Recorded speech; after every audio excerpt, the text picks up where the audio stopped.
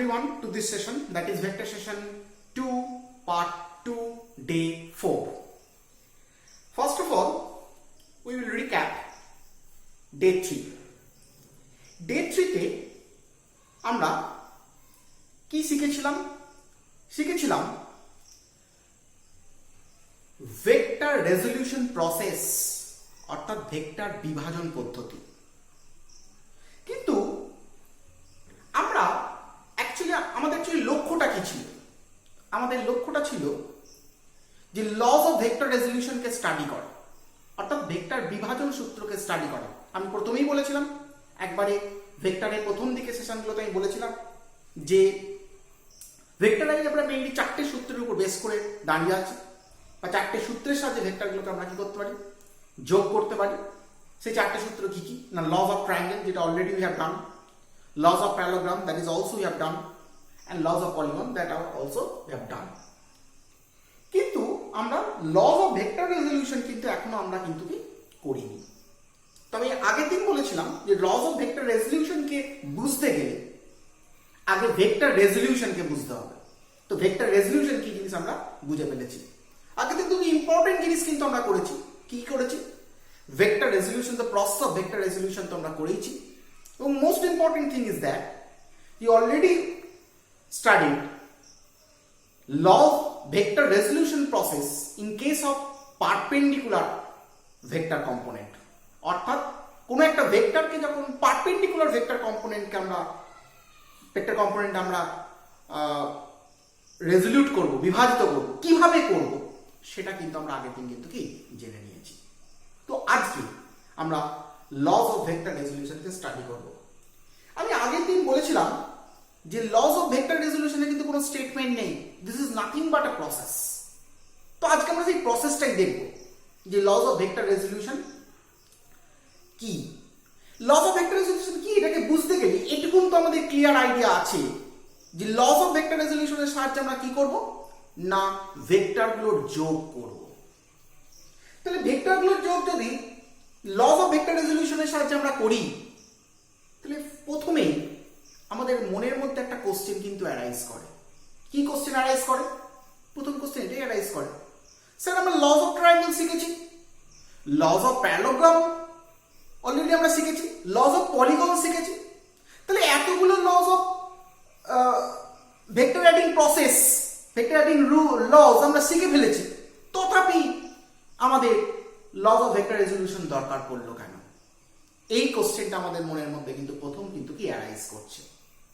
অর্থাৎ এটুকু আমরা বুঝতে পারছি, তাহলে নিশ্চয়ই laws of triangle, laws of parallelogram, laws of পলিগনের মধ্যে কিছু লিমিটেশন আছে, কিছু সীমাবদ্ধতা আছে, যে সীমাবদ্ধতার কারণের জন্য আমাদের নতুন করে আর একটা vector vector adding process, vector adding process নয়, ভেক্টর অ্যাডিং লজকে আমাদের কিন্তু কি আনতে হচ্ছে।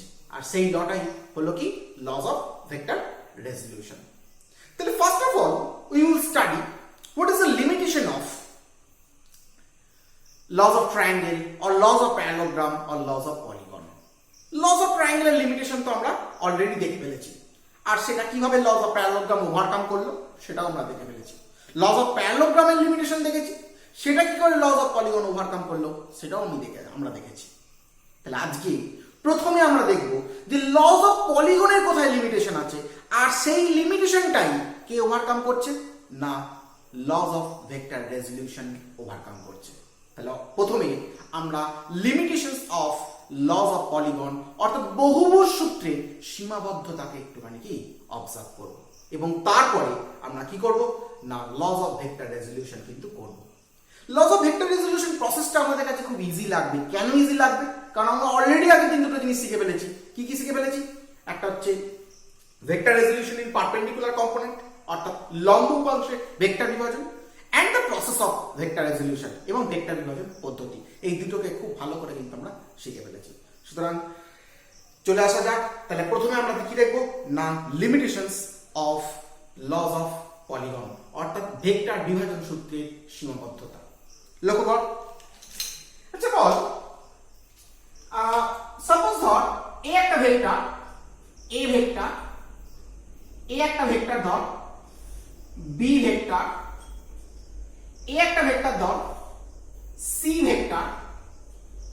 এই একটা ভেক্টর ধর ডি ভেক্টর, তোকে বলা হয়েছে যে এই ভেক্টরগুলো যোগ করতে হবে, তাহলে কোন ল আমরা ইউজ করবো? অবশ্যই লজ অফ পলিগন ইউজ করবো, কারণ লজ অফ পলিগনই more than two vectors add করতে পারে। তো করে নিই, কি করেছিলাম আমরা?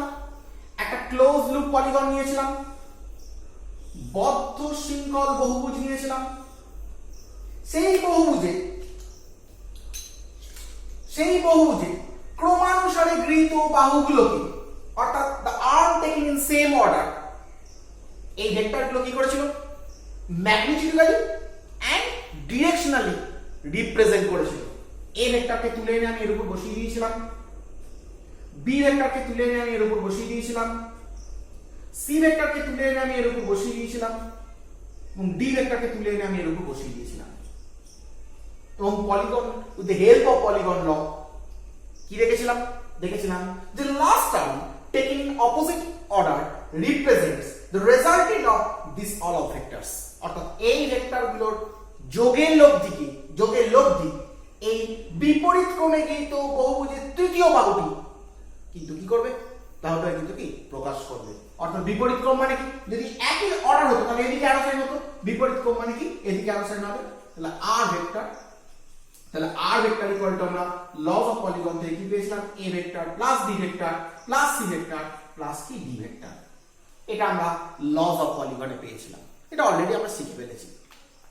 তাহলে এই ভেক্টরগুলোকে আমরা যোগ করতে পারছি লজ অফ পলিগন দিয়ে। কিন্তু যদি এই ভেক্টরগুলো এরকম না হয়, এরকম হতো, ধর এটা একটা এ ভেক্টর, এটা একটা বি ভেক্টর, এটা একটা সি ভেক্টর, এটা একটা ডি ভেক্টর, এটা একটা ই ভেক্টর।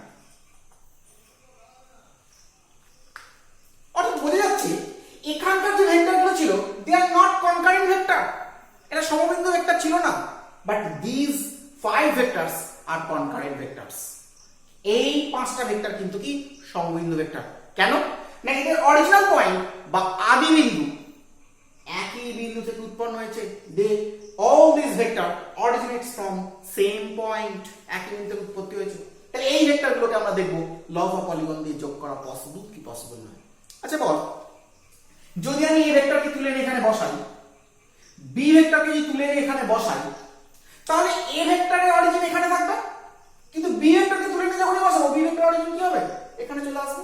তাহলে বোঝা যাচ্ছে এই যে 5টা ভেক্টর, এই 5টা ভেক্টরের অরিজিন তো সেম পয়েন্ট, কিন্তু এখানে যখন আমি এস্টাবলিশ করতে যাব, ক্রমানুসারে গৃহীত বাহুগুলোর উপর চাপাতে যাব, অর্থাৎ the arm taken in same order, এর উপরে আমরা যখন উপরে ম্যাগনিটিউডালি এবং ডিরেকশনালি আমরা যখন রিপ্রেজেন্ট করতে যাব, তখন কি হয়ে যাবে রে?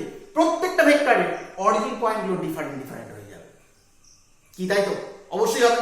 তার মানে বোঝা যাচ্ছে যে লজ অফ পলিগনের এই ক্রমানুসারে গৃহীত বাহুগুলোর উপর যদি আমরা এই ভেক্টরগুলোকে বসানোর চেষ্টা করি, তাহলে কিন্তু সেটা কিন্তু মেথডিক্যালি কিন্তু পসিবল হবে না। কেন হবে না? কারণ এই প্রত্যেকটা ভেক্টর অরিজিনেট হয়েছে কিন্তু একটা সেম পয়েন্ট থেকে, কিন্তু যখনই আমি এখানে এস্টাবলিশ করতে যাব, তখন কিন্তু their origin point will be different, অর্থাৎ তাদের আদি বিন্দুগুলো কিন্তু কি আলাদা হয়ে যাবে। সুতরাং বোঝা যাচ্ছে যে 2 এর বেশি সংখ্যক ভেক্টরকে অবশ্যই আমরা লজ অফ পলিগন দিয়ে অ্যাডাপ্ট করতে পারি, কিন্তু 2 এর বেশি সংখ্যক নন কনকারেন্ট ভেক্টরকেই শুধুমাত্র লজ অফ পলিগন দিয়ে আমরা অ্যাড করতে পারি। 2 এর বেশি সংখ্যক কি না কনকারেন্ট ভেক্টরকে কিন্তু আমরা লজ অফ পলিগন দিয়ে কিন্তু কি করতে পারবো না? অ্যাড কিন্তু করতে পারবো না। This is the limitation of laws of polygon. অর্থাৎ এটাই বহুভুজ সূত্রের কিন্তু কি সীমাবদ্ধতা। তাহলে বহুভুজ সূত্রের সীমাবদ্ধতা কি একটু নিয়ে আমরা আগে লিখে নেব। তাহলে আমরা হেডিং করে নেব বহুভুজ সূত্রে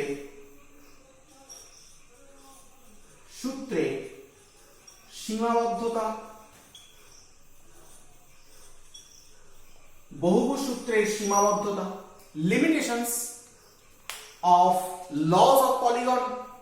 বহুভুজ সূত্রের সীমাবদ্ধতা কি? সীমাবদ্ধতা লিখো, এর আন্ডারে লিখবো বহুভুজ সূত্রের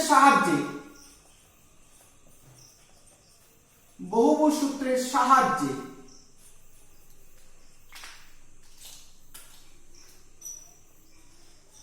দুইয়ের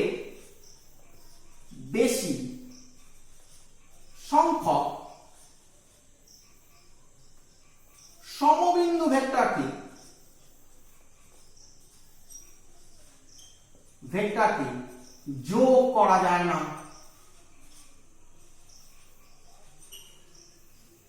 বহুপদ সূত্রের সাহায্যে দুইয়ের বেশি সংখ্যক ভেক্টরকে সমবিন্দু ভেক্টরকে যোগ করা যায় না।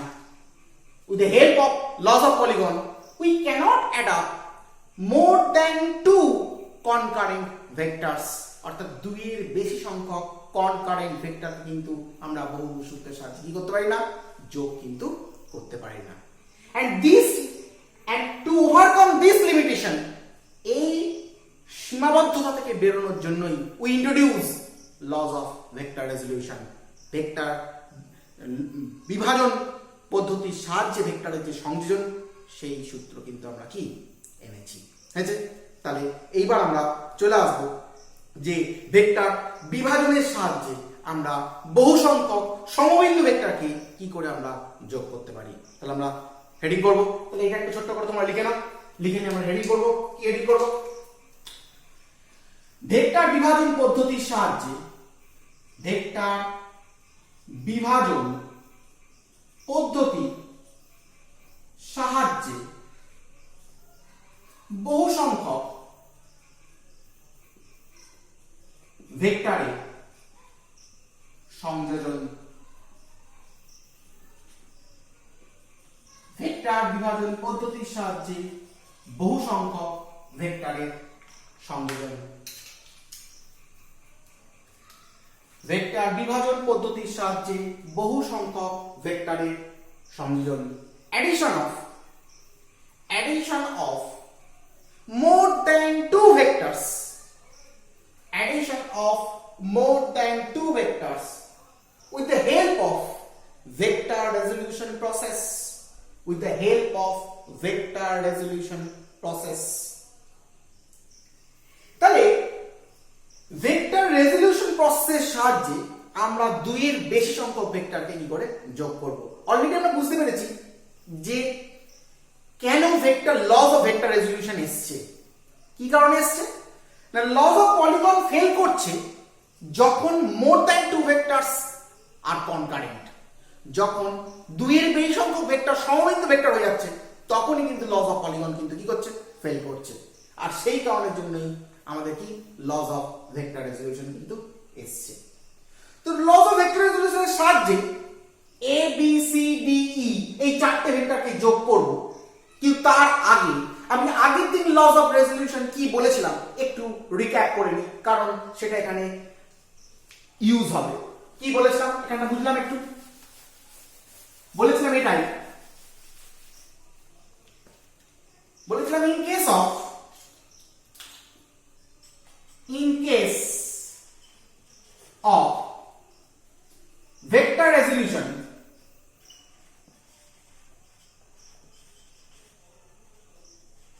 in perpendicular components,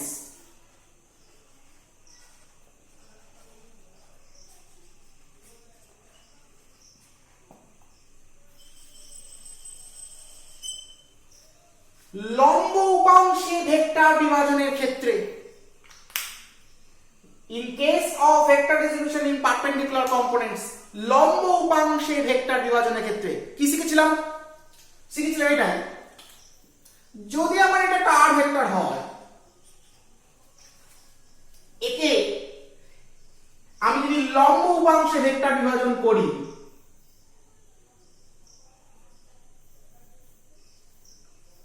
লম্ব উপাংশে ভেক্টর বিভাজন করার অর্থ কি, what is the meaning of vector resolution in perpendicular components?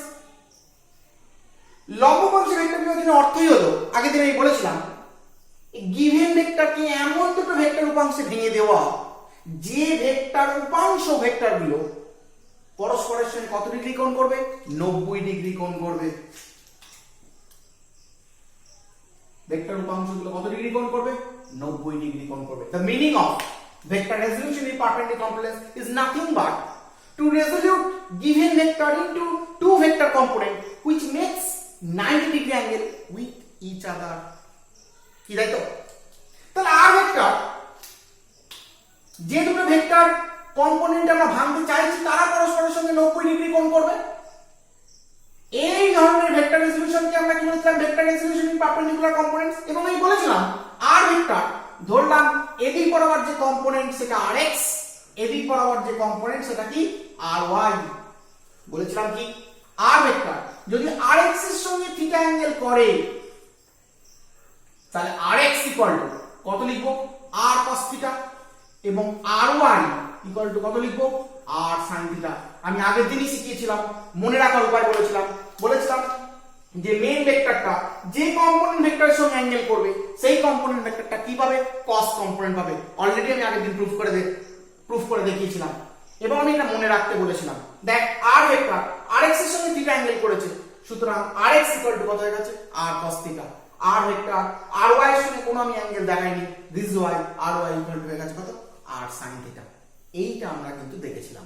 অর্থাৎ মোদ্দা কথা হচ্ছে এটাই যে আর ভেক্টর যে দুটো কম্পোনেন্ট আমরা ভাঙছি সেই দুটো কম্পোনেন্টের মধ্যে যে কম্পোনেন্টের সঙ্গে অ্যাঙ্গেল করবে সেই কম্পোনেন্ট cos উপাংশ হবে, এবং যে কম্পোনেন্টের সঙ্গে অ্যাঙ্গেল করবে না সেই ভেক্টর কম্পোনেন্টটা কি পাবে না, সাইন কিন্তু কি পাবে।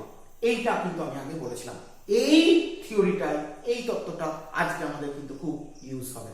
দেখা যাক তাহলে আমরা এই কটা ভেক্টরকে যোগ করতে চাইছি, কি কি, a vector, b vector, c vector, d vector and e vector with the help of vector resolution process. Let's do ইট।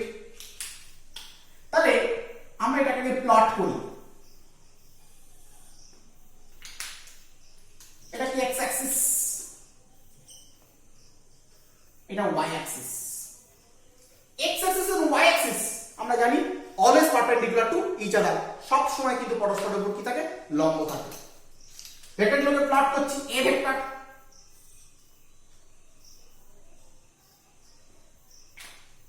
এটা হচ্ছে b ভেক্টর,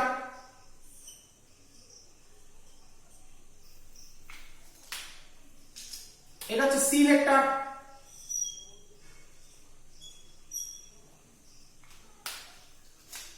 এটা হচ্ছে d ভেক্টর,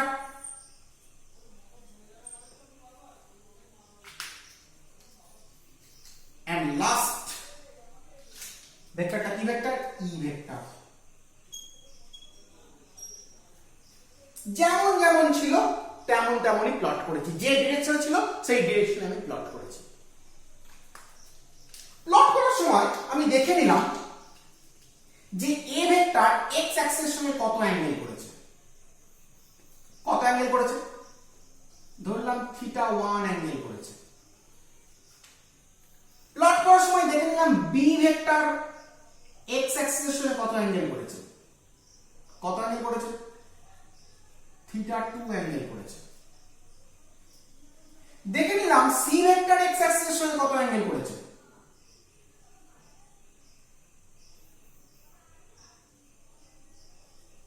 দেখলাম থিটা, আচ্ছা এটাকে থিটা a করে দে, এটা থিটা b করে দে, এটা থিটা c অ্যাঙ্গেল করেছে,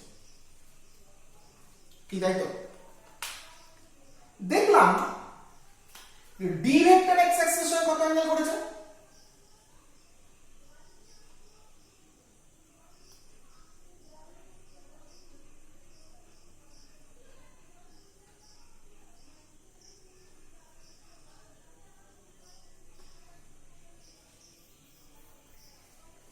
d ভেক্টর x অ্যাক্সিসের সঙ্গে কত অ্যাঙ্গেল করেছে, ধরলাম থিটা d অ্যাঙ্গেল করেছে।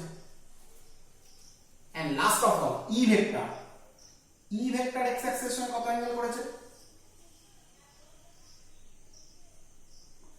থিটা e অ্যাঙ্গেল করেছে। দেখ প্রত্যেকটা ভেক্টরই কিন্তু প্লট করার সময় দেখে নিলাম x অ্যাক্সিসের সঙ্গে অ্যাঙ্গেল গুলো কত, কি তাই তো? তাহলে এবার আমরা কি করব, যেহেতু অ্যাঙ্গেল পেয়ে গেছি এবার আমরা কি করব, রেজোলিউট করব, বিভাজন করব। দেখা যাক বিভাজন কি করে করা যায়।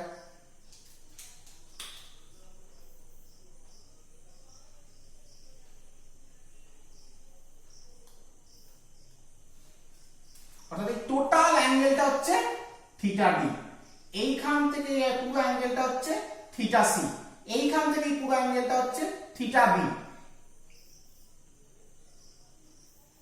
এটা থিটা সি, আর এই অ্যাঙ্গেলটা কত, থিটা বি, আর এইটুকুর অ্যাঙ্গেলটা কত থিটা এ। হয়েছে? তাহলে আমরা রেজলিউট করব। আচ্ছা বল এ ভেক্টরের এক্স অ্যাক্সিস বরাবর কম্পোনেন্ট কত? এ ভেক্টরের এক্স অ্যাক্সিস বরাবর কম্পোনেন্ট কত? কত কম্পোনেন্ট হবে? ax ইকুয়াল টু কত হবে? কি শিখেছিলাম? r ভেক্টরের x অ্যাক্সিস বরাবর কম্পোনেন্ট rx ইকুয়াল টু কত ছিল? r cos থিটা, কারণ r ভেক্টর x অ্যাক্সিসে কত অ্যাঙ্গেল করেছিল? থিটা অ্যাঙ্গেল করেছিল। তাহলে a ভেক্টর x অ্যাক্সিসে কত অ্যাঙ্গেল করেছে? থিটা এ অ্যাঙ্গেল করেছে। তাহলে কি হবে? থিটা a cos থিটা এ। এই যে এখানে r cos থিটা হয়েছিল, এখানে কত হবে? ax equal to a cos theta এ। আচ্ছা বল a ভেক্টর y অ্যাক্সিসের সঙ্গে a ভেক্টরের y অ্যাক্সিস বরাবর কম্পোনেন্ট কত? যেমন r ভেক্টর আমি y অ্যাক্সিস বরাবর কম্পোনেন্ট কত লিখেছিলাম? ry equal to r sin theta. তাহলে এখানে কত লিখবো? r ভেক্টরের y অ্যাক্সিস বরাবর কম্পোনেন্ট, এটা আমি y অ্যাক্সিস বরাবর কম্পোনেন্ট গুলো লিখছি প্রত্যেকটা। Components along y axis, component along y axis, আর এখানে লিখছি component along x axis।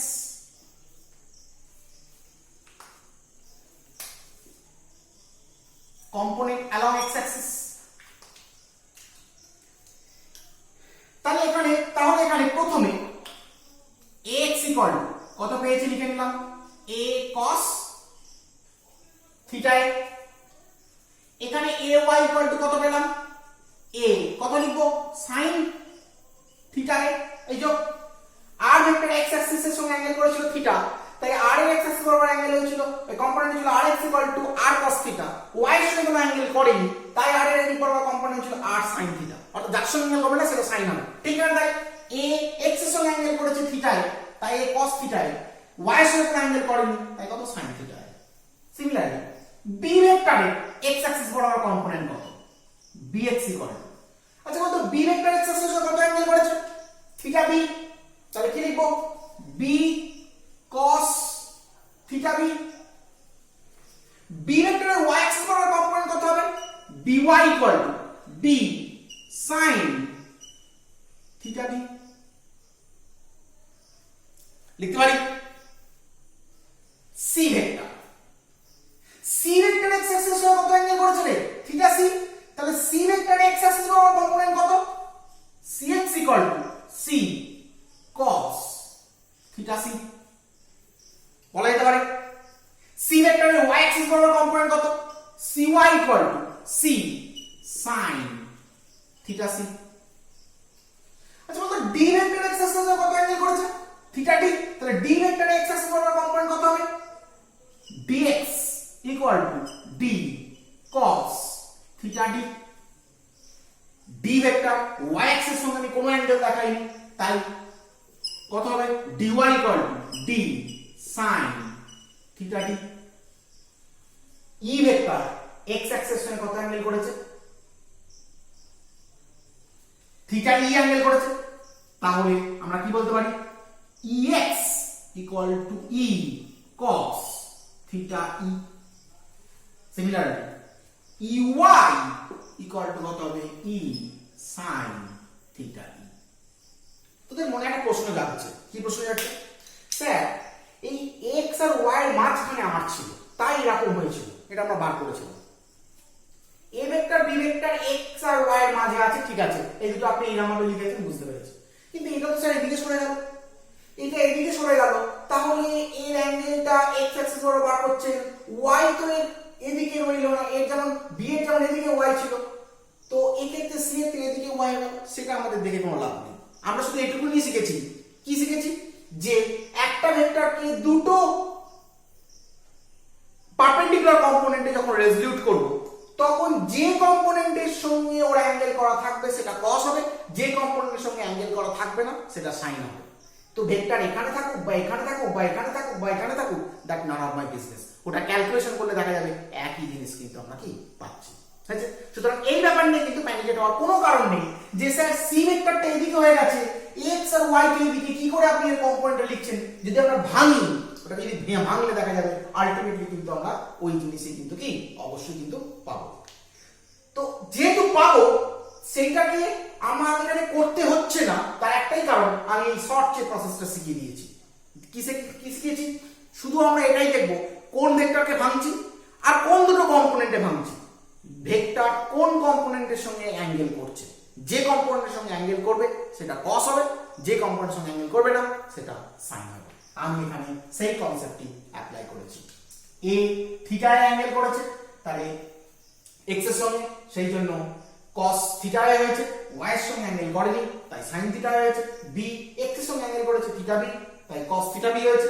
y এর সঙ্গে অ্যাঙ্গেল করেনি তাই sin থিটা বি হয়েছে। সি x এর সঙ্গে অ্যাঙ্গেল করেছে থিটা সি, তাই এখানে cos থিটা সি হয়েছে। y এর সঙ্গে কোনো অ্যাঙ্গেল করেনি, মানে আমি দেখাইনি কোনো অ্যাঙ্গেল, সো তাই sin থিটা সি হয়েছে। ডি cos x এর সঙ্গে অ্যাঙ্গেল করেছে থিটা ডি, তাই x বরাবর কম্পোনেন্ট হয়েছে d cos theta D. y এর সঙ্গে অ্যাঙ্গেল করেনি তাই d sin theta D. and e এর x এর সঙ্গে অ্যাঙ্গেল করেছে থিটা e, তাই e cos theta e। y এর সঙ্গে অ্যাঙ্গেল করেনি তাই ey e sin theta e। এখন এগুলো কি করে হচ্ছে সেগুলো যদি ভাঙতে যেতাম তাহলে আরো প্রত্যেকটা ক্ষেত্রে আমরা ভেক্টর রেজোলিউশন করে করে আমাদের কি দেখতে হতো, তো সেটা আমাদের ক্ষেত্রে কি অনেক ইলাবোরেটিভ প্রসেস হয়ে যেত। আর সেই কারণের জন্য আমি নরমাল কম্পোনেন্টে ভেক্টর তো রেজোলিউশন আমি আগেই শিখে নিয়েছি এবং তার মনে রাখার শর্টেস্ট উপায়টাও আমি কিন্তু কি বলে দিয়েছি। আর সেই কনসেপ্টে আমরা এখানে কিন্তু কি করেছি, জাস্ট অ্যাপ্লাই করেছি।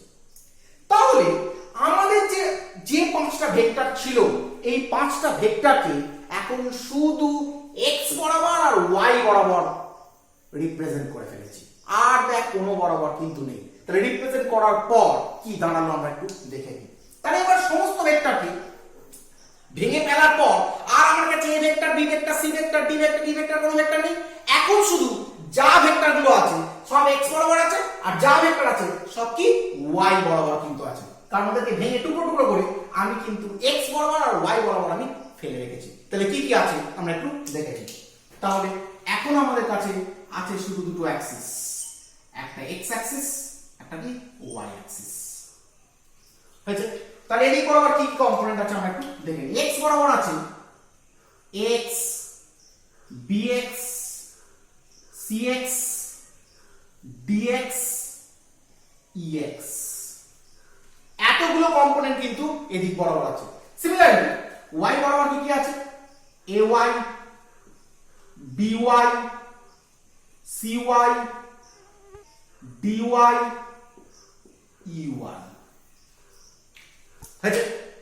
তাহলে এরা সবাই x অ্যাক্সিস বরাবর দাঁড়িয়ে আছে আর এরা সবাই y অ্যাক্সিস বরাবর দাঁড়িয়ে আছে।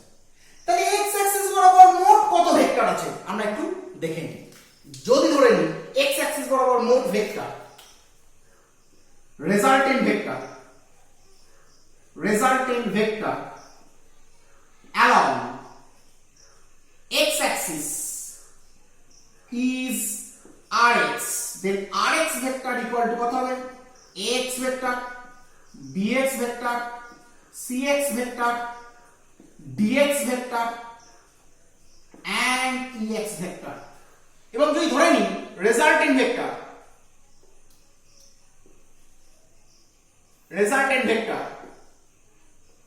along y axis is ry, then ry vector equal to ay, by, cy and dy and ey। কি তাই তো? কারণ সবাই একই দিকে আছে এবং একই লাইনে আছে, তাহলে এদেরকে যোগ করলে এদিক বরাবর যে ভেক্টরটা পাবো সেটা কি পাবো? rx vector. আর এদেরকে যোগ করলে আমরা এদিক বরাবর যে ভেক্টরটা পাবো সেটা কি পাবো? ry vector. সেই জন্য ry ইকুয়াল লিখেছি ay vector, by vector, cy vector, dy vector, ey vector. আর rx ইকুয়াল লিখেছি ax vector, bx vector, cx vector, dx vector, ex vector. কি তাই তো? তাহলে এদেরকে যোগ করলে আমি rx পাবো, এদেরকে যোগ করলে আমরা কি পাবো? ry পাবো। ঠিক আছে? তাহলে এখন কি দাঁড়ালো আমাদের কাছে? তাহলে আমাদের কাছে এখন দেখতে পাচ্ছি এদিক বরাবর শুধু আছে rx ভেক্টর, আর এদিক বরাবর শুধু আছে কি ভেক্টর রে, ry ভেক্টর, আর তো কোনো ভেক্টর নেই। তাহলে দেখ a vector, b vector, c vector, d vector, e vector কে ভেঙে আমি শুধু x বরাবর আর y বরাবর রিপ্রেজেন্ট করলাম। x বরাবর যেগুলোকে রিপ্রেজেন্ট করলাম সেগুলোকে যোগ করে আমি কত পেলাম, rx পেলাম। y বরাবর যেগুলো রিপ্রেজেন্ট করলাম সেগুলোকে যোগ করে আমি কত পেলাম, ry পেলাম। আমি সেই দুটোকে ওখানে রিপ্রেজেন্ট করেছি, x বরাবর rx, y বরাবর ry। এখন এগুলোকে কি করে যোগ করতে হবে এটা নিশ্চয়ই আমাদের জানা আছে। এগুলো কি করে যোগ করতে হবে সেটাও আমাদের জানা আছে। অলরেডি আমরা laws of triangle, laws of polygon, laws of parallelogram এগুলো আমরা কি শিখে ফেলেছি। তাহলে সেগুলো ইউজ করলে কি আমরা rx, ax এর সঙ্গে bx, cx, dx, ex যোগ করলে কত হবে, তাহলে rx আমরা কি পেয়ে যাব। আর যেহেতু প্রত্যেকই একই ডিরেকশনে আছে তাহলে এর ডিরেকশন তো অবশ্যই x অ্যাক্সিস বরাবর হবে, ডিরেকশন বার করার কোনো প্রয়োজন নেই, এর ডিরেকশন কি y অ্যাক্সিস বরাবর হবে। জাস্ট ভ্যালুগুলো কি laws of triangle, laws of polygon, laws of parallelogram কি ইউজ করলে আমরা কি পেয়ে যাব। পেয়ে যাওয়ার পর আমরা rx এবং ry পেয়েছি, সেই rx এবং ry কে আমরা রিপ্রেজেন্ট করেছি। আচ্ছা বল এটা তো x অ্যাক্সিস, এটা y অ্যাক্সিস, তাহলে এর মধ্যে অ্যাঙ্গেল অবশ্যই কত ডিগ্রি হবে রে, 90 ডিগ্রি হবে। x আর y সব সময়ের জন্য 90 ডিগ্রি কোণে থাকে। তাহলে এখন rx এবং ry কে আমায় যোগ করতে হবে, কারণ আমার তো লক্ষ্য হচ্ছে a vector, b vector, c vector, d vector, e vector কে যোগ করা। যদি ধরে নিই r vector equal to a vector plus b vector plus c vector plus d vector plus e vector হয়, তাহলে we have to find out this r vector. এই r vector কি আমাদের বার করতে হবে। তাহলে বল rx এবং ry কে আমরা কি করে যোগ করব, বুঝতেই পারছিস দুটো কনকারেন্ট ভেক্টর। তাহলে কোন ল আমরা অ্যাপ্লাই করব, লজ অফ প্যারালোগ্রাম অ্যাপ্লাই করব। তো লজ অফ প্যারালোগ্রাম অ্যাপ্লাই করলে কি দাঁড়াবে না, ওই কনকারেন্ট ভেক্টর দুটোর অর্থাৎ সমবিন্দু ভেক্টরগুলোর যেখানে ইন্টারসেক্ট করছে, ছেদ করছে, সেই ছেদ বিন্দু দিয়ে অঙ্কিত কর্ণটাই কি হবে, ওই দুটো ভেক্টরে কি রেজাল্টেন্টকে রিপ্রেজেন্ট করবে। তাহলে কর্ণটা কি হবে না, এইটা হয়ে যাবে ওর কর্ণ বা ডায়াগোনাল। তাহলে এটাই r ভেক্টর ইকুয়াল টু হয়ে যাবে কত, rx vector plus ry vector, কি তাই তো। আর r ভেক্টরের মান ও দিক বার করা তো কোনো অসুবিধা নেই। যদি ধরে নিই r ভেক্টর rx এর সঙ্গে অ্যাঙ্গেল করেছে, মানে x অ্যাক্সিস এর সঙ্গে অ্যাঙ্গেল করেছে থিটা, তাহলে r ভেক্টরের মান r স্কয়ার ইকুয়াল টু কত হয়ে যাবে, rx square ry square 2rx ry cos কত ডিগ্রি রে, 90 ডিগ্রি, কারণ rx এবং ry এর মধ্যে অ্যাঙ্গেল কত ডিগ্রি আছে, 90 ডিগ্রি আছে। আমরা লজ অফ প্যারালোগ্রাম এটা শিখেছিলাম, cos 90 ভ্যালু কত, 0। তার মানে r ইকুয়াল টু হয়ে যাবে √rx square plus ry square, এটাই হয়ে যাবে কি r এর ভ্যালু।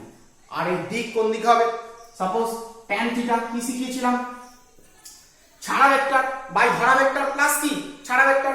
তাহলে ছাড়া ভেক্টর sin থিটা, ছাড়া ভেক্টর কোনটা, r ভেক্টর, rx এর সঙ্গে অ্যাঙ্গেল করেছে থিটা, তাহলে rx কেও কি করেছে ধরে রেখেছে, সেইজন্য rx এখানে কি ভেক্টর, টেকেন ভেক্টর।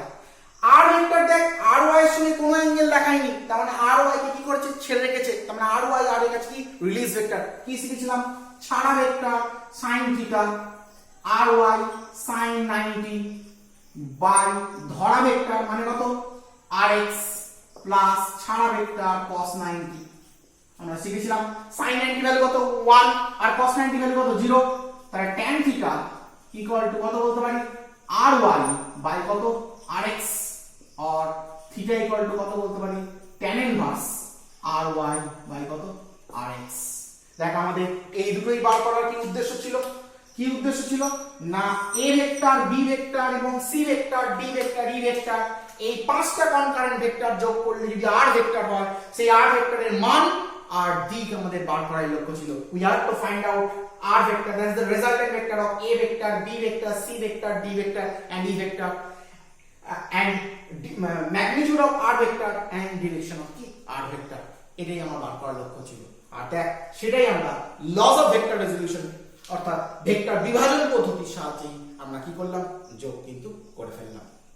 তাহলে বোঝা গেল যে পলিগন ল এর সাহায্যে তাই কিন্তু কোনোভাবেই যোগ করা যাবে না। Lodge of vector resolution, vector resolution প্রসেসটা কিন্তু খুবই সোজা প্রসেস, শুধু আমাদের এই ফ্যাক্টরটাকে মনে রাখতে হবে যে যাকে রেজোলিউট করছি সেই ভেক্টর যে কম্পোনেন্টে, যে দুটো কম্পোনেন্টকে রেজোলিউট করছি তার মধ্যে যে কম্পোনেন্টের সঙ্গে অ্যাঙ্গেল করবে সেটা cos, যার সঙ্গে হবে না সেটা sin। সেই অনুযায়ী শুধু x আর y বরাবর কম্পোনেন্টগুলোকে আমরা রেজলিউট করে দিয়েছি, x বরাবর কম্পোনেন্টগুলোকে যোগ করেছি, y বরাবর কম্পোনেন্টগুলোকে যোগ করেছি, করে আমরা x অ্যাক্সিস বরাবর একটা নেট ভেক্টর রেজাল্টেন্ট ভেক্টর পেয়েছি, আর x y অ্যাক্সিস বরাবর রেজাল্টেন্ট ভেক্টর পেয়েছি, আর y দেন ওটাকে লস অফ প্যারালোগ্রাম দিয়ে আমরা যোগ করে দিয়েছি, আর ভেক্টরের ভ্যালু পেয়ে গেছি, আর ভেক্টরের নাকি ডিরেকশন কিন্তু পেয়ে গেছি। তাহলে ভেক্টর বিভাজন পদ্ধতির সাহায্যে অনেক ভেক্টরে কিন্তু আমরা কি করলাম, সংযোজন কিন্তু কি করতে পারলাম। হয়েছে? তাহলে তোমরা কুইক এটা একটু নোট ডাউন করে নাও।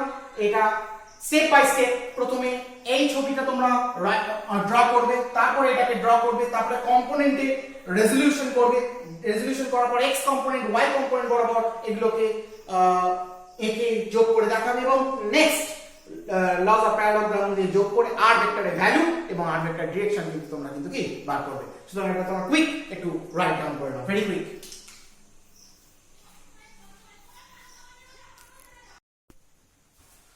তাহলে হয়েছে, প্রত্যেকে মুছলাম পাঠটা।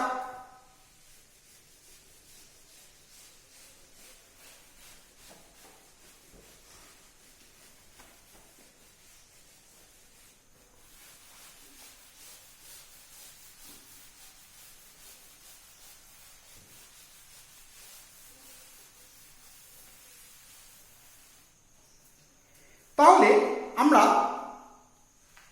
ভেক্টরের যোগ করে ফেললাম ভেক্টর বিভাজন পদ্ধতিতে, অর্থাৎ we add some vectors with the help of vector resolution process. আমি তোদের প্রথমে বলেছিলাম যে এটা লস অফ ভেক্টর রেজলিউশন বলছি বটে, কিন্তু এর কোনো প্রপার কিন্তু স্টেটমেন্ট কিন্তু আমরা পাবো না। অর্থাৎ এটা একটা প্রসেস। ভেক্টর রেজলিউশন কি করে করতে আমরা আগে শিখে ফেলেছিলাম, সেইটার জ্ঞানকে, সেই নলেজকে ইমপ্লিমেন্ট করে আমরা জাস্ট ভেক্টর কি করলাম, মোর দ্যান টু কনকারেন্ট ভেক্টরকে আমরা কি করলাম, জাস্ট অ্যাড করলাম। অর্থাৎ লস অফ ভেক্টর রেজলিউশনকে আমরা বুঝে ফেললাম, বা প্রসেসটাকে আমরা কিন্তু কি বুঝে ফেললাম। তো আমাদের চারটি ভেক্টরের যে সূত্র ছিল, laws of triangle, laws of parallelogram, laws of polygon এবং লস অফ ভেক্টর রেজলিউশন, ত্রিভুজ সূত্র, সামন্তরিক সূত্র, বহুভুজ সূত্র এবং ভেক্টর বিভাজন সূত্র, এই চারটি সূত্রকেই আমরা কিন্তু কি কমপ্লিট রূপে কিন্তু কি করে ফেললাম।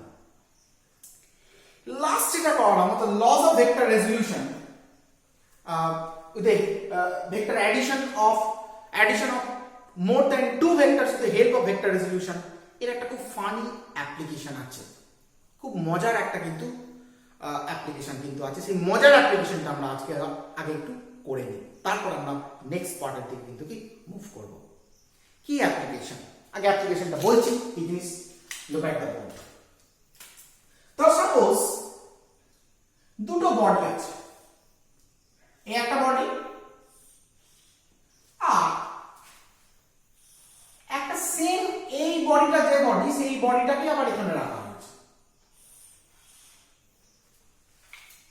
হয়েছে। দুটো একই বডি, দুজনকারই ভর m, এটাও m, এটাও কি m,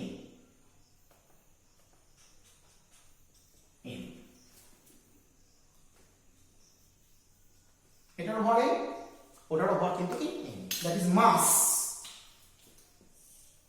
mটা কি,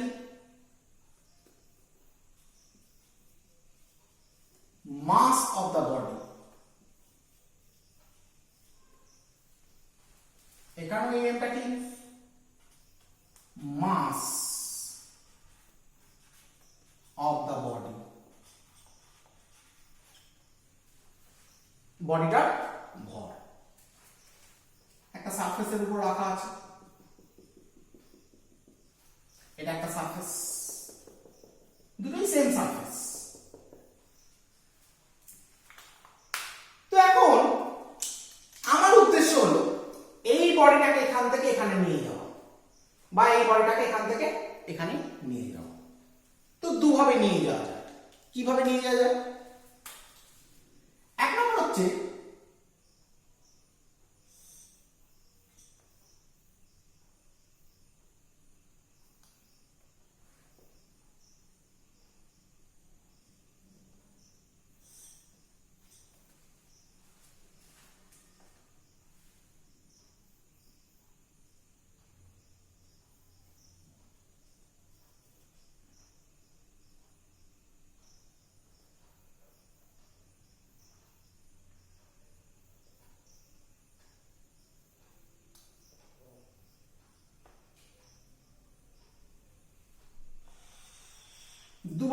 যায় বললাম, কিভাবে নিয়ে যায়?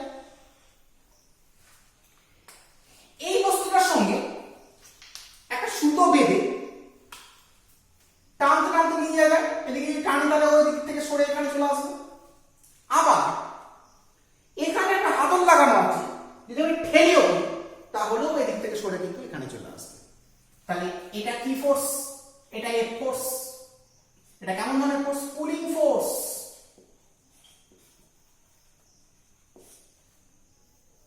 টানা বল, অর্থাৎ টানা বল প্রয়োগ করে আমরা নিয়ে নিতে পারি। আর এটাও একই ফোর্স। এটা কি ফোর্স? Pushing force.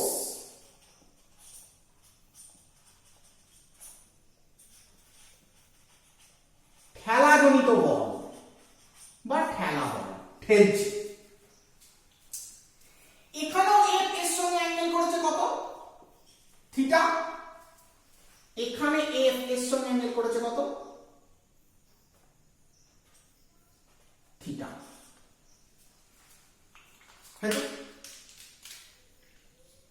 তাহলে আমার উদ্দেশ্য হচ্ছে ওকে এখান থেকে এখানে নিয়ে যাওয়া। কতটা ডিসপ্লেসমেন্ট করা? সাপোজ ধরলাম এক্স, এই জায়গায় নিয়ে যাওয়াটাই আমার উদ্দেশ্য। এরও মিড পয়েন্টকে এখান থেকে এখানে নিয়ে যাওয়াটাই আমার উদ্দেশ্য। এটা কি? এক্স। দুটোর বডি মাস হচ্ছে সেম, ভর হচ্ছে একই, দুটোকে একই সারফেসের উপর রাখা আছে। এক্ষেত্রে যে ফোর্সটা অ্যাপ্লাই করেছি সেই ফোর্সটা হরাইজন্টাল বা অনুভূমিকের সঙ্গে কত অ্যাঙ্গেল করেছে? থিটা। এখানেও যে ফোর্স অ্যাপ্লাই করেছি সেই ফোর্সটা হরাইজন্টালের সঙ্গে অ্যাঙ্গেল করেছে কত? থিটা। এর এই পয়েন্টটাকে এখানে নিয়ে যাওয়াটাই আমার উদ্দেশ্য, আর এখানেও কিন্তু এই পয়েন্টটাকে এখানে নিয়ে যাওয়াটাই উদ্দেশ্য। অর্থাৎ একই ডিসপ্লেসমেন্ট ঘটনাটাই আমার, একই সরণ ঘটনাটাই হচ্ছে উদ্দেশ্য। কিন্তু দুভাবে আমরা সরণ ঘটাতে পারি। টেনেও সরণ ঘটাতে পারি, আবার ঠেলেও সরণ ঘটাতে পারি।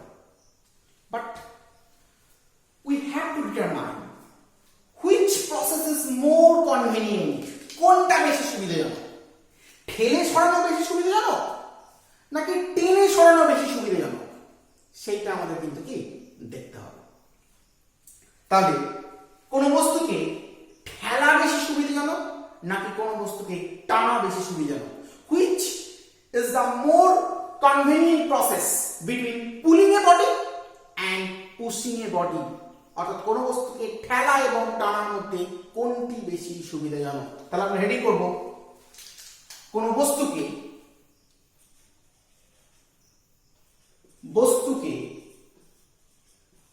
ঠেলা অথবা টানার মধ্যে কোনটি বেশি সুবিধাজনক?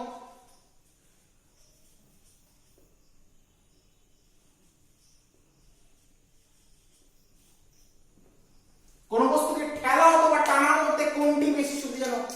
Which process is more convenient between pushing a body or pulling a body? বস্তুকে ঠেলা, বস্তুকে টানার মধ্যে কোনটি বেশি কিন্তু কি সুবিধাজনক, সেটা আমরা জাজ করব। এই জাজমেন্টটা পুরোপুরি করব ফ্রম আওয়ার ভেক্টর রেজলিউশন প্রসেসের সাহায্যে, অর্থাৎ ভেক্টর বিভাজন পদ্ধতির সাহায্যে আমরা করব। এটাতে মুভ করার আগে আমি একটা কথা বলে দিই, এটা তোরা জানিস যদি, অলরেডি শিখে ফেলেছিস, যে আমাদের বডির ওয়েট অর্থাৎ আমাদের বডির যে ওজন সেটা সবসময় কোন দিয়ে কাজ করে? নিচের দিয়ে কাজ করে। বডির মাস বা ভর যদি এম হয় তার সঙ্গে অভিকর্ষ ত্বরণ জি গুণ করলে আমরা কি পাই? ওয়েট পাই বা ওজন পাই। ওয়েট একটা কি? ফোর্স। আর সেই ফোর্স সবসময় আমাদের কোন দিয়ে কাজ করে? নিচের দিয়ে কিন্তু কাজ করে। তাহলে এটুকু ক্লিয়ার যে এখানে এই বডিটার ফোর্স, ওয়েট ফোর্স কত কাজ করছে? এমনি নিচের দিয়ে কাজ করছে, এবং এই বডিটার ওয়েট ফোর্স কোন দিয়ে কাজ করছে? নিচের দিয়ে কাজ করছে। অর্থাৎ দুটো বডিরই কিন্তু ওয়েট ফোর্স কিন্তু নিচের দিয়ে কাজ করছে, অর্থাৎ ওজনজনিত যে বল সেই বল দুটো কিন্তু নিচের দিয়ে কাজ করছে।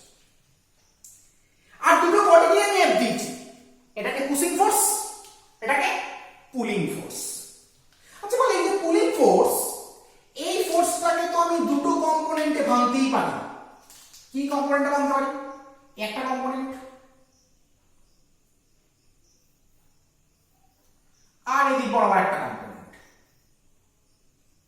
এই দুটো কম্পোনেন্টে ভাঙতে পারি।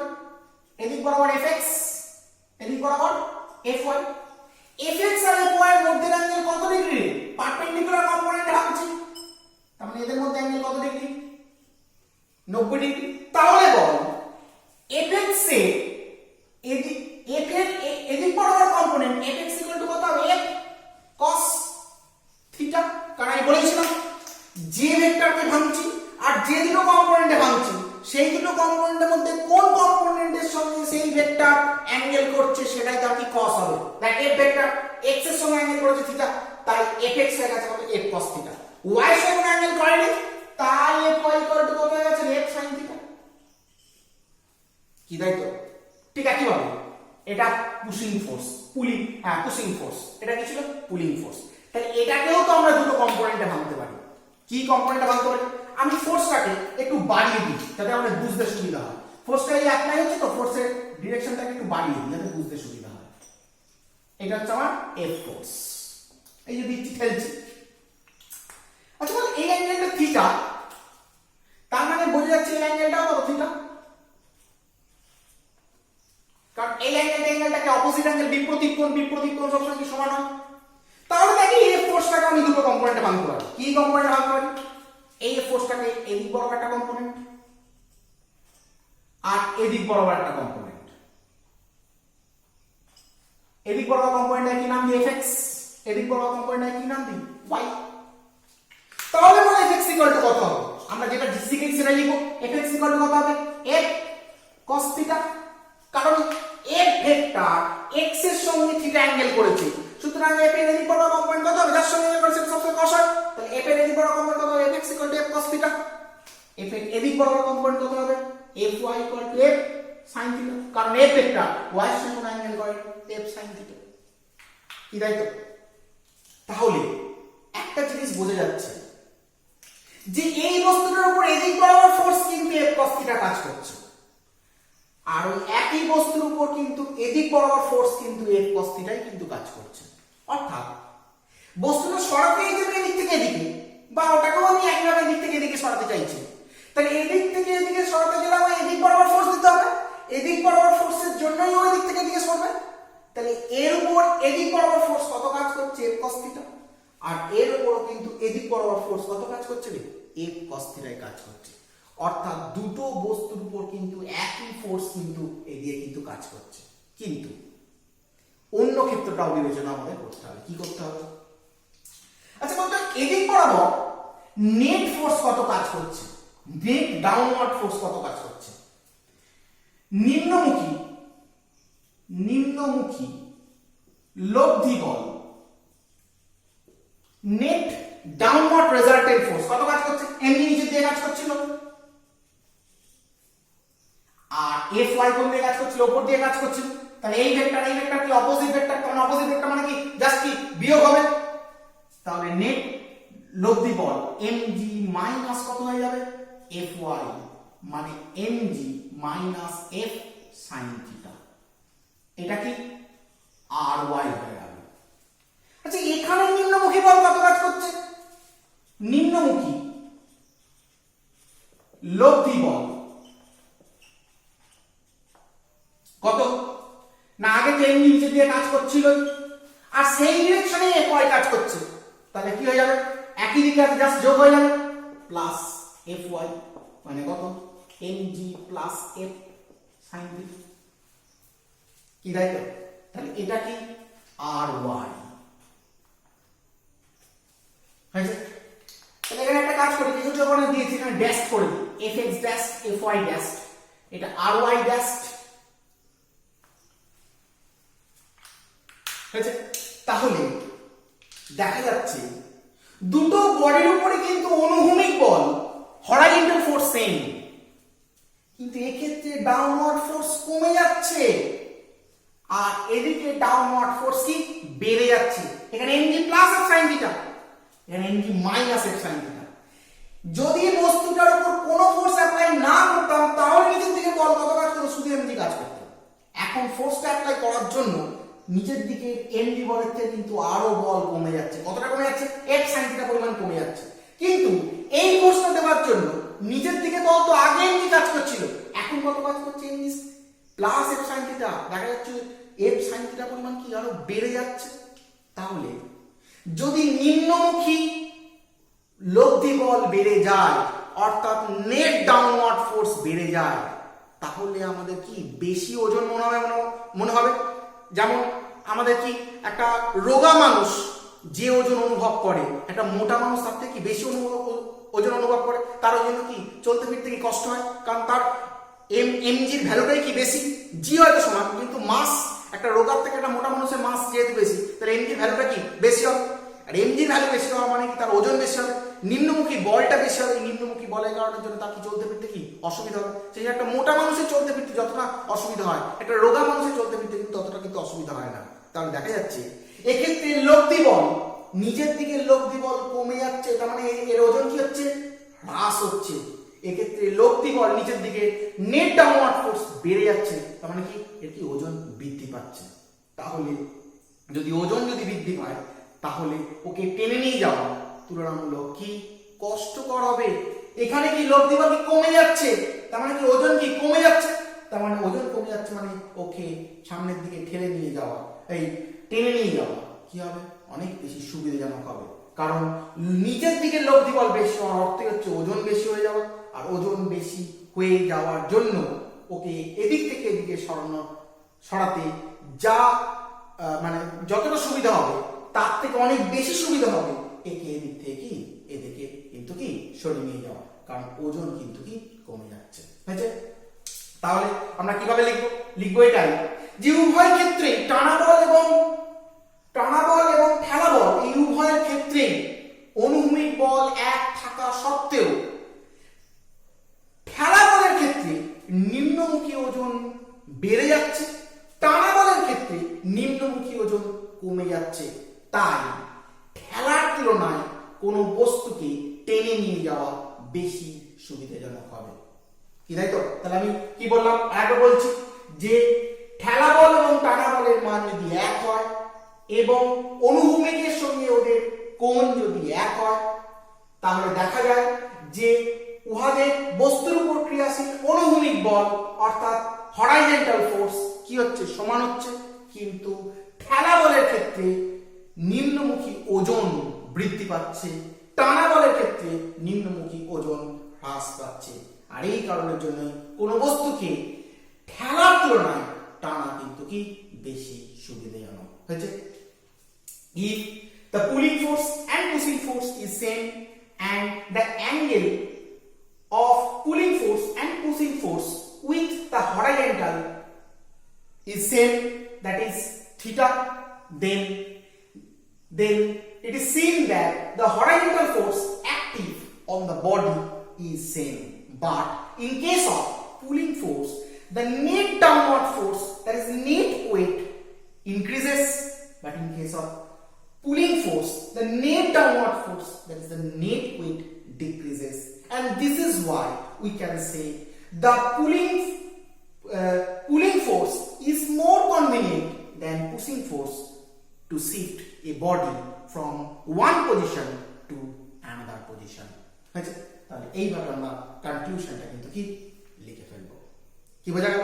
তাহলে আপাতভাবে মনে হয় আমাদের যে কোনো বস্তুকে ঠেলে নিয়ে যাওয়া বেশি সুবিধাজনক বা কারোর মনে হয় টেনে নিয়ে যাওয়া বেশি সুবিধাজনক, এটা কিন্তু আমাদের পুরোটাই আপাত দৃষ্টিভঙ্গি অর্থাৎ রিলেটিভ কিন্তু ভিশন। কিন্তু বাস্তবিক ক্ষেত্রে দেখা যায়, ইন প্র্যাকটিক্যাল সেন্স দেখা যায় পুশিং এর তুলনায় পুলিং ফোর্স কিন্তু বেশি কিন্তু সুবিধাজনক। তার একটাই কারণ পুশিং ফোর্সের ক্ষেত্রে নেট ডাউনওয়ার্ড ফোর্স অর্থাৎ নেট ডাউনওয়ার্ড ওয়েট অর্থাৎ নিম্নমুখী লব্ধি বল, নিম্নমুখী লব্ধি ওজন বেড়ে যাচ্ছে, ও ক্ষেত্রে নিম্নমুখী লব্ধি ওজন কমে যাচ্ছে।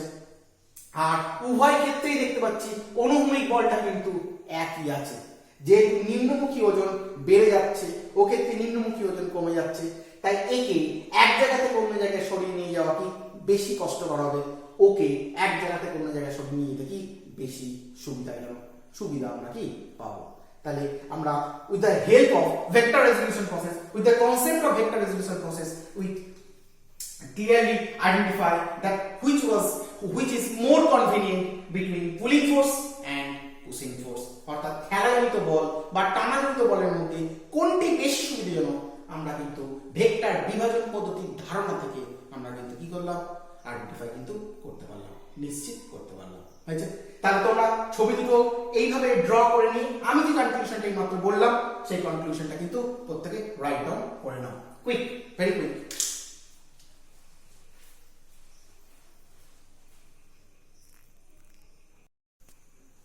হয়েছে প্রত্যেকে? তাহলে মুছলাম।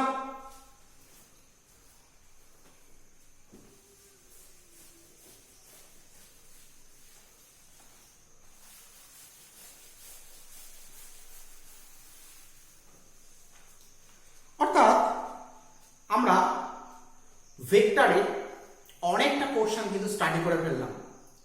প্রায় ভেক্টর চ্যাপ্টারটা 80% কিন্তু আমরা স্টাডি কিন্তু করে ফেলেছি, অর্থাৎ মেজর জোন কিন্তু স্টাডি করে ফেলেছি। এবার দুটো কনসেপ্ট শুধু আমাদের আছে, একটা হচ্ছে কনসেপ্ট অফ পজিশন ভেক্টর, আর 2 নম্বর হচ্ছে ভেক্টর মাল্টিপ্লিকেশন বা ভেক্টরের গুণন।